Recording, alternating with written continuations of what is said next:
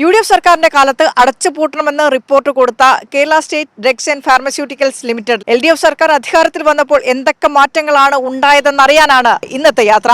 Kerala state drugs and pharmaceuticals യഥാർത്ഥത്തിൽ 2016 വളരെ പ്രതിസന്ധി നിറഞ്ഞൊരു ഘട്ടത്തിലാണ് ഇടതുപക്ഷ ജനാധിപത്യ മുന്നണി ഗവൺമെൻറ് അധികാരത്തിൽ വരുന്നത്. അന്ന് ശമ്പളം കൊടുക്കാൻ പോലും നിവൃത്തിയില്ലാതെ വളരെ ഗുരുതരമായ പ്രതിസന്ധിയിൽ നിന്ന് ഇന്നിപ്പോൾ കേരളത്തിലെ ഏറ്റവും മികച്ച പൊതുമേഖലാ സ്ഥാപനങ്ങളിൽ ഒന്നായിട്ട് 10 വർഷക്കാലത്തെ പ്രവർത്തനത്തിലൂടെ മാറ്റിയെടുക്കാൻ നമുക്ക് കഴിഞ്ഞു. 2016 അതിനു മുമ്പ് LDF ഗവൺമെൻറ് കാലത്ത് ആരംഭിച്ചൊരു പുതിയ പ്ലാന്റ് യഥാർത്ഥത്തിൽ 2003 മുതൽ 2006 വരെ ഈ സ്ഥാപനം അടഞ്ഞു കിടക്കുകയായിരുന്നു. 2006 LDF ഗവൺമെൻറ്റാണ് തുറന്ന് പ്രവർത്തനം ആരംഭിച്ചത്. അന്നൊരു റിവൈവൽ പ്രോജക്റ്റ് തയ്യാറാക്കി അതിൻ്റെ അടിസ്ഥാനത്തിൽ ഒരു പുതിയ പ്ലാന്റ് നിർമ്മിക്കുകയും അതിനെ തുടർന്നാണ് ഒരുവിധം പച്ച പിടിച്ച് തുടങ്ങിയത്. 2011 വീണ്ടും ആ ഗവൺമെൻറ് കാലാവധി കഴിഞ്ഞു. UDF ഗവൺമെൻറ് അധികാരത്തിൽ വന്നു. UDF ഗവൺമെൻറ് കാലത്ത് വീണ്ടും അത് താഴോട്ട് പോകുന്ന സ്ഥിതിയാണ് ഉണ്ടായത്. 2011 ഗവൺമെൻറ് കാലത്ത് ആരംഭിക്കാൻ തീരുമാനിച്ച ഇഞ്ചക്ഷൻ പ്ലാന്റിൻ്റെ ഉപകരണങ്ങൾ വന്നിട്ട് 5 വർഷക്കാലം അതവിടെ പെട്ടിക്കകത്ത് തന്നെ ഇരിക്കുകയാണ് ഉണ്ടായത്. 2016 LDF ഗവൺമെൻറ് വന്നതിന് ശേഷമാണ് ആ പെട്ടി പൊട്ടിച്ച് ആ പുതിയ പ്ലാന്റ് അവിടെ സ്ഥാപിച്ച് ഇപ്പോൾ അത് മികച്ച നിലയിൽ ഉൽപ്പാദനം നടത്തുകയാണ്. അതുപോലെ non beta lactam injection plant, ഇപ്പോൾ LVP SVP പ്ലാന്റ്, പുതിയ ഓങ്കോളജി ഫാർമ പാർക്ക് അടക്കം വിപുലമായ പദ്ധതികളാണ് KSDPയിൽ നടപ്പാക്കി വരുന്നത്. 2016 22 കോടി രൂപ ടേൺ ഓവർ ഉണ്ടായിരുന്നത് കോവിഡ് കാലത്തെ ഇടപെടലിലൂടെ 145 കോടി രൂപ വരെയായി ടേൺ ഓവർ വർദ്ധിക്കാൻ കഴിഞ്ഞു. ഇപ്പോൾ തുടർച്ചയായി സ്ഥാപനം ലാഭത്തിലാണ്. ആ നിലയിലേക്ക് ഉയർന്നു വന്നു. കോവിഡ് കാലത്തും അതുപോലെ പ്രകൃതി ദുരന്തമുണ്ടായ വെള്ളപ്പൊക്ക കാലത്തുമെല്ലാം വലിയ ആശ്വാസമായി KSDPയെ മാറ്റുവാൻ നമുക്ക് കഴിഞ്ഞിട്ടുണ്ട്.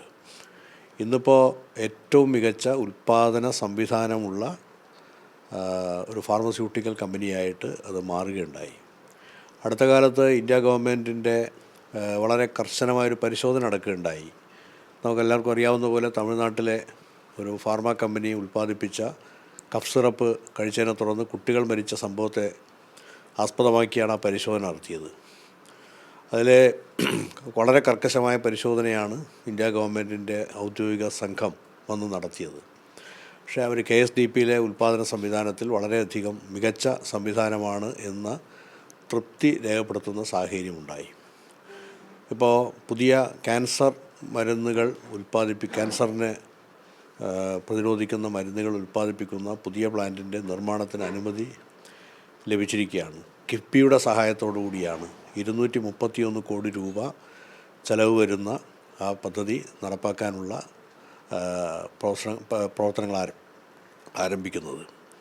ആ മരുന്ന് ഉൽപ്പാദിപ്പിക്കാൻ കഴിഞ്ഞാൽ നമുക്ക് ഇപ്പോൾ മാർക്കറ്റിൽ ലഭ്യമായ മരുന്നിൻ്റെ പകുതിയിൽ താഴെ വിലയ്ക്ക് സ്ഥിരമായി ആ മരുന്ന് ഉപയോഗിക്കുന്ന ക്യാൻസർ രോഗികൾക്ക് അത് ലഭ്യമാക്കാൻ കഴിയും. ക്യാൻസറിൻ്റെ ചികിത്സാ സംവിധാനം സർക്കാർ ഇപ്പോൾ വളരെ വിപുലീകരിച്ചുകൊണ്ടിരിക്കുകയാണ്. തിരുവനന്തപുരത്തെ RCC ആണെങ്കിലും അതുപോലെ മലബാർ ക്യാൻസർ സെൻറ്റർ, ഇപ്പോൾ കൊച്ചിയിലെ ക്യാൻസർ സെൻറ്റർ എല്ലാ ആധുനിക സൗകര്യങ്ങളോടും കൂടി നിർമ്മാണം പൂർത്തീകരിച്ച് പ്രവർത്തന സജ്ജമായിരിക്കുകയാണ്. അപ്പോൾ ചികിത്സാ സംവിധാനം ഉണ്ടാകുമ്പോൾ ചികിത്സാ സംവിധാനത്തിനനുസൃതമായി സ്വാഭാവികമായും ആവശ്യമായ ഔഷധങ്ങൾ ലഭ്യമാക്കുക, മരുന്നുകൾ ലഭ്യമാക്കുക എന്നുള്ളതും പ്രധാനപ്പെട്ട കാര്യമാണ് എന്ന കാഴ്ചപ്പാടോടെയാണ് ഗവൺമെൻറ് ഇപ്പോൾ നീങ്ങിക്കൊണ്ടിരിക്കുന്നത്. ആ നിലയിൽ ഇന്നിപ്പോൾ രാജ്യത്തെ ഏറ്റവും മികച്ച ഒരു ഫാർമസ്യൂട്ടിക്കൽ കമ്പനി എന്ന നിലയിലേക്ക് ഈ 10 വർഷക്കാലത്തെ ഗവൺമെൻറ്റിൻ്റെ പ്രവർത്തനത്തിലൂടെ KSDPക്ക് ആ നിലയിലേക്ക് മാറാൻ കഴിഞ്ഞിട്ടുണ്ട് എന്നുള്ളതാണ് മികച്ച നേട്ടമായി ചൂണ്ടിക്കാണിക്കാനുള്ളത്. UDF സർക്കാരിന്റെ കാലത്ത് അടച്ചുപൂട്ടാൻ ഉത്തരവിട്ട ഈ കമ്പനിയുടെ ഇന്നത്തെ ടേൺ ഓവർ എന്ന് പറയുന്നത് 100 കോടിയിലധികം രൂപയാണ്. ആ പ്രവർത്തന മികവിലേക്ക് ഈ കമ്പനിയെ എത്തിക്കാൻ ഒരു സർക്കാരിന്റെ ഇച്ഛാശക്തി കൂടെയുണ്ട്.